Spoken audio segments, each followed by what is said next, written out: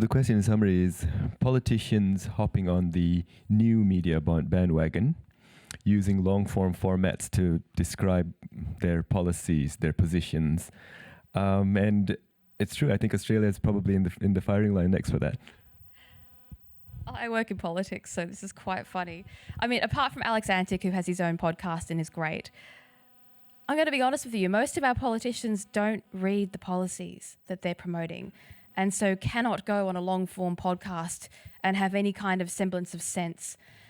Nor could they answer questions. I mean, half the time when I'm asking a politician basic, simple questions, they won't answer them because they're frightened what their factional bosses will say, or if the party's going to change their mind and they don't want to be on the record saying something awkward.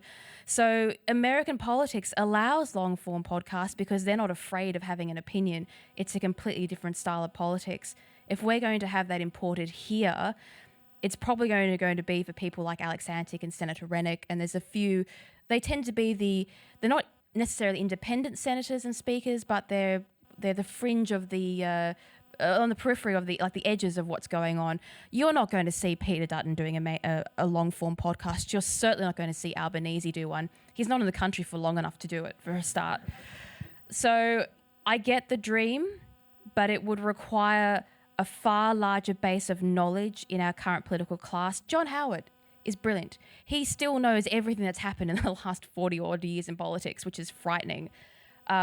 So he could do it, but that class of politician doesn't exist anymore. And so you will need different politicians if you want to have that.